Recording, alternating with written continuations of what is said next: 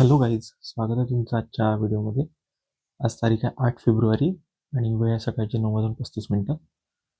So आज आपण जपानच्या निगाता प्रिफेक्चरमधलं क्योत्सू गॉरचे ठिकाण बघणार आहोत. आणि व्हिडिओ एडिट करताना, व्हिडिओ बनवताना मला खूप मजा आली आणि हा व्हिडिओ खूप चांगला झाला आहे असं मला वाटत आहे. सो आय होप तुम्ही शेवटपर्यंत व्हिडिओ बघाल. आणि व्हिडिओच्या शेवटी एक ट्विस्ट आहे, सो प्लीज़ शेवटपर्यंत व्हिडिओ बघा. तो चलिए शुरू करते हैं.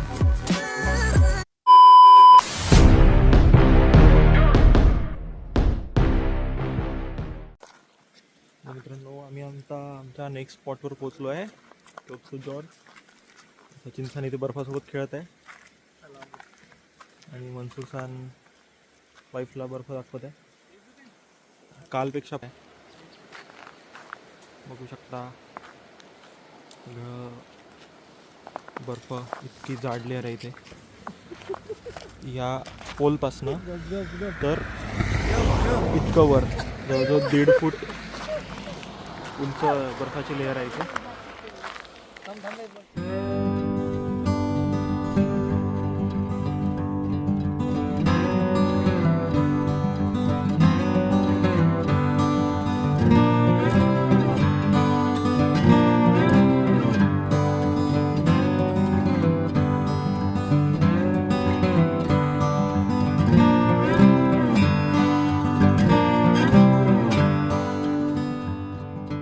मित्रांनो, समोर बघू शकता हे बर्फ, इतका मोठा बर्फ पडलेला आहे आणि समोर 2 मशीन दिसत आहे आपल्याला.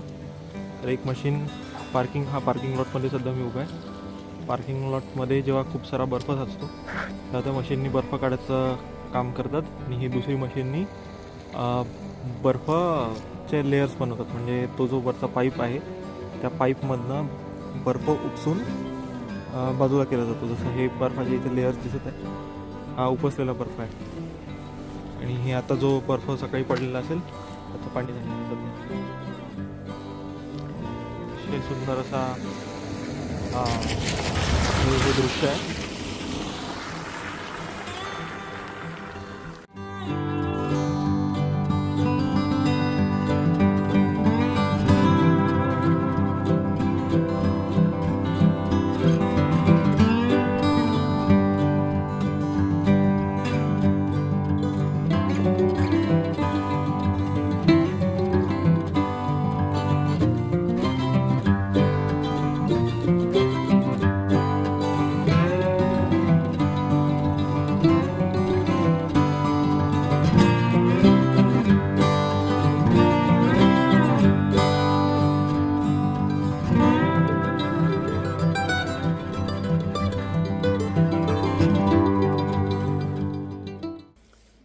आता आम्ही क्योत्सू जॉर्ज टनल ऑफ लाईटच्या बाहेर आलो आहे आणि इथला रिसेप्शन टाईम आहे सकाळी 9 ते 3:30. सचिन सान चांगले एक्सप्लेन करतील.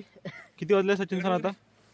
आता करेक्ट वाजले 2:41 आणि 2:41, 3:30 आम्हाला परत यायचं आहे.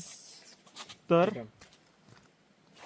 फोटोशूट झाल्यानंतर आम्ही कंटिन्यू करतो आणि तुम्हाला सांगतो इथे काय आहे टनेल मध्ये. उद्यापर्यंत बर्फ पडलेला आहे आणि आम्ही सध्या तिकडे पाहतो, तिकडे बर्फात आपल्या कामाने घराचे टोपीच्या टाईपचे असतात जेणेकरून बर्फ वगैरे खाली आला पाहिजे. आणि हा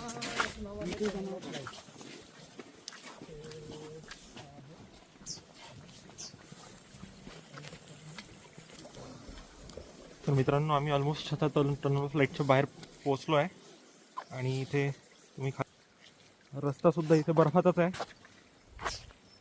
पूर्ण बर्फाचा इथे आचेसारखा तयार झालेला आणि अतिशय घसरणारा रस्ता तयार झालेला आहे. फार काळजीपूर्वक चालावं लागत इथे. हा आसपासचा पूर्ण व्ह्यू.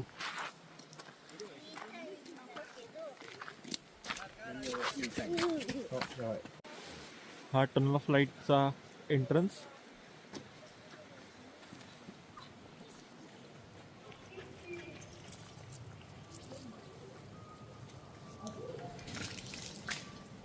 हे याची तिकीट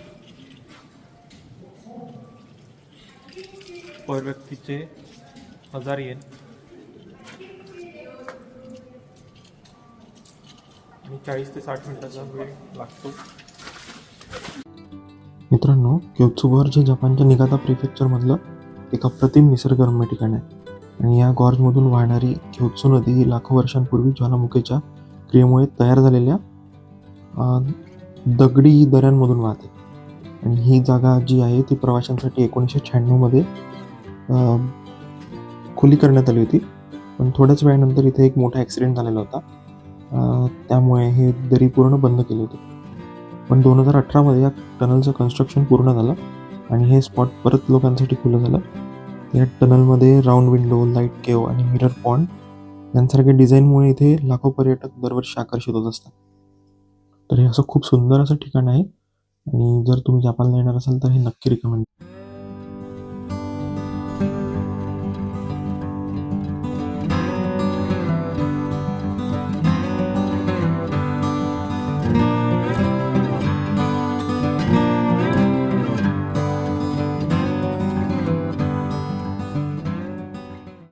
सो आता आपण क्योत्सुगॉर्जच्या मेन स्पॉटवर आलेलो आहे, जे म्हणजे मिरर पॉइंट.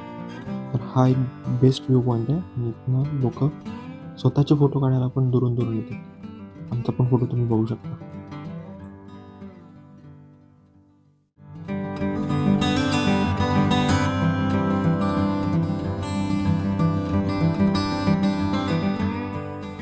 आय होप तुम्हाला इथपर्यंत व्हिडिओ तुम्ही बघितला असेल आणि तुम्हाला आवडला पण असेल. पण खरी जी ट्रॅजेडी होती ती सुरू झाली इथनं. तुम्ही बघा व्हिडिओमध्ये, नंतर मी तुम्हाला बॅकग्राऊंड सांगतो.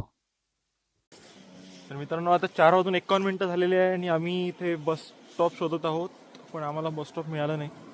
एकाने आम्हाला सांगितलं की इथं बरा बस मिळेल.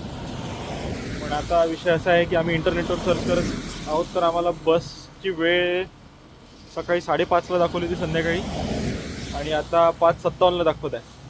आणि जर 5:57ची बस खराब वातावरणामुळे किंवा कोणत्या कारणामुळे आली नाही तर उद्या सकाळी 9:17ची बस आहे आणि आमच्याकडे इथे सध्या स्टे अवेलेबल नाही आणि दुसरं ऑप्शन पण अवेलेबल नाही. तर इथनं 14 किलोमीटर दूर युजावा स्टेशन आहे.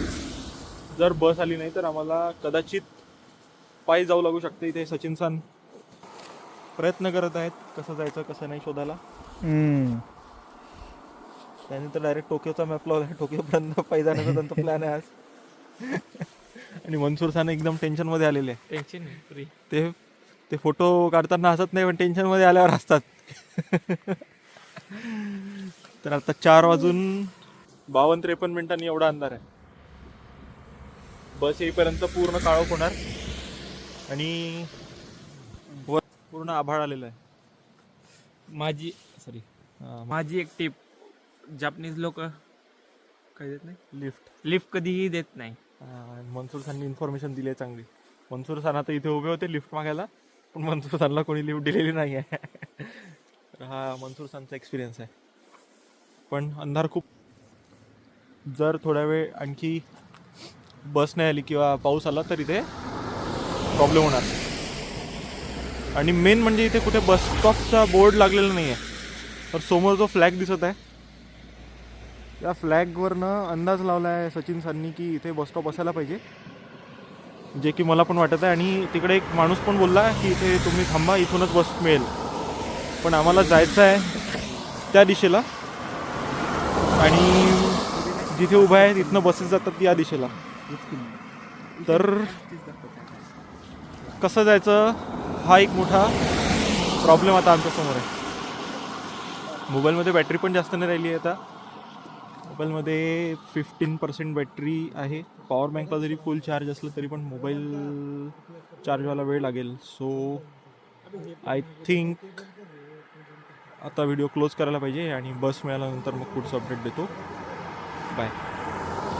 आय थिंक बस येणार, थोडा वाट पाहिल्यावर बस येणार आणि 5:30 वाट पाहायला पाहिजे आपण. काय म्हणता सचिन सान? 6ला बस आहे.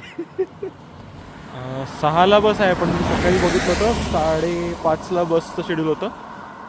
तर कदाचित होप ठेवू शकतो आपण. यस. तर मित्रांनो, तुम्ही एक्सपिरियन्स आमचा बघितला आता. आणि प्रॉब्लेम काय होता, की Googleवर मी दुपारी जेव्हा आम्ही निघाताला पोहोचलो होतो तिथे, म्हणजे किऊत्सव जॉर्जला पोहोचलो होतो, तेव्हा शेड्यूल चेक केलं होतं बसचं. तर 5:30ला बस दाखवली होती. एक 3:30ला होती. पण 3:30ला आमचं शक्यच नव्हतं. कोणत्याही पण स्थितीत शक्य नव्हतं. कारण की तुम्ही व्हिडिओमध्ये बघितलं असेल तेव्हा ऑलमोस्ट 2:45 वाजले होते आणि आम्ही अ, तिथे टनल ऑफ लाईटच्या बाहेर होतो. एका तासात 750 मीटरचं ते टनल ऑफ लाईट पाहून वापस येणं शक्यच नव्हतं. तर आमचा प्लॅन होता 5:30ची बस पकडायचा आणि व्हिडिओमध्ये बघितलं असेल 5 वाजताच काळोख व्हायला सुरुवात झाली होती. आणि सगळ्यात मेन प्रॉब्लेम म्हणजे तिथे बस स्टँडचं नावच नाही. कुठेच बस स्टँडचं नाव नाही, की कुठे इथे बस स्टँड आहे, इथे बस थांबेल असं काही एक बोर्ड सुद्धा नाही. तर तिथे एका लोकल माणसाला विचारलं आणि हां, आणखी एक प्रॉब्लेम, इथे लोकच दिसत नव्हते. कार्स दिसत होत्या, पण लोकच दिसत नव्हते, की इथे लोकल राहतात. एक घर होतं, त्या घरातनं एक माणूस बाहेर पडला. त्याला मनसूर सरनी विचारलं, "स्टेशन कुठे आहे? स्टेशनसाठी बस कुठे मिळते?" तर परत एक प्रॉब्लेम झाला. या साईडला पण एक स्टेशन होतं आणि या साईडला पण एक स्टेशन होतं. तर त्या माणसाने सांगितलं, की "तुम्ही जिथे उभे आहे तिथेच उभे राहा." तर आम्ही तिथेच उभं राहिलो आणि 5:30ची बस मी म्हणत होतो 5:30ची बस आहे. सचिन सनच्या शेड्यूलवर पण 5:30ची बस दाखवत नव्हते. मनसूर सनच्या Googleच्या शेड्यूलवर पण 5:30ची बस दाखवत नव्हते आणि माझ्या शेड्यूलवर पण 5:30ची बस दाखवत नव्हते. त्यावेळेस पण आधी दाखवली होती.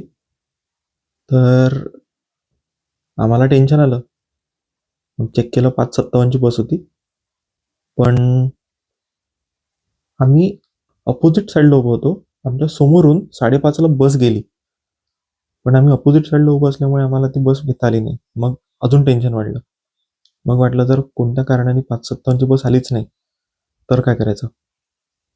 आणि आणखी मेन म्हणजे तिथनं म्हणजे इतका क्रेझी एक्सपिरियन्स होता ना, तुम्हाला खरं खरं नसेल वाटत, की असं एक मेड अप स्टोरी वाटत असेल. पण तिथनं लिटरली एक व्हॅन जात होती गव्हर्नमेंटची आणि सायरन वाजवून. आणि ती व्हॅन याच्यासाठी होती, की हेवी स्नोफॉलची वॉर्निंग आहे. अ, दुसऱ्या दिवशी किंवा आज रात्री कोणी घराच्या बाहेर पडू नका. याची ती वॉर्निंग होती. तर आम्ही खूप घाबरलो होतो. कारण एकच ऑप्शन होतं 14 किलोमीटर पायी चालत जाणं. आणि त्यातल्या त्यात तो एक टॅक्सीवाला भेटला होता. तो 7,500 पर पर्सन सांगत होता. म्हणजे ₹4,000 10-12 किलोमीटरचे. ते तर आम्हाला बिलकुल एक्सेप्टेबल नव्हतं. 7,500 काय बोलला तो? आणि 6 वाजता वाजता इतका अंधार झाला होता, की अक्षरशः पूर्ण तारे दिसायला लागले होते. म्हणजे पूर्ण क्लिअर एकदम. मस्त शुक्र, शनी, गुरु सगळे ग्रह दिसत होते क्लिअर. आय थिंक थोडा वेळ आणखी जर थांबलो असतो ना, तर 1-2 गॅलेक्सी तर बघितल्याच असत्या. तर हा एक क्रेझी एक्सपिरियन्स होता आणि पण फायनली 6 वाजून 4-5 मिनिटांनी आय थिंक एक बस मिळाली आणि त्या बसमध्ये आणखी एक वैशिष्ट्य म्हणजे आम्ही तिघंच लोकं. First stop to last stop फक्त 3 लोकं. आता 6 वाजून 4 मिनिटं झालेली आहे आणि मगाशी म्हटल्याप्रमाणे 5:30ची बस आमची मिळाली नाही. आता 5:56ची जी शेवटची बस होती ती मिळाली. आता फक्त सकाळची बस मिळाली असती. तर आता आम्ही या बसमध्ये बघू शकता माझ्या मागच्या पूर्ण सीट्स आली आहे. इकडे सचिन सान फक्त 3 लोक या बसमध्ये आणि शेवटची बस आहे. आणि टेम्परेचर बाहेर निगेटिव्हमध्ये. या कंडिशनमध्ये जर चालावं लागलं असतं तर आमची सगळ्यांची वाट होती आज. तर ते लकच होतं की ती बस आली. म्हणजे जपानमध्ये असं होत नाही की एखादी शेड्यूलमध्ये दाखवली तर येत नाही. पण मे बी स्नोफॉल वगैरे काही झाला तर त्यांनी बसेस लिमिटेड असतात आणि येतच नाही. आणि जर ती बस मिस झाली असती तर दुसऱ्या दिवशी सकाळी 9:15ला बस होती. आणि तिथे आमचं रिझर्वेशन नाही, हॉटेल नाही त्या भागात. सगळं जे काही होतं ते 10-12 किलोमीटर चालूनच. तर हा एक क्रेझी एक्सपिरियन्स होता. तर आय होप तुम्हाला हा व्हिडिओ आवडला असेल आणि प्लीज जर व्हिडिओ आवडला असेल तर कमेंट करा, व्हिडिओला लाईक करा, चॅनलला सबस्क्राईब करा आणि जितकं पॉसिबल आहे तितकं शेअर करा. For more such upcoming videos stay tuned. Bye bye.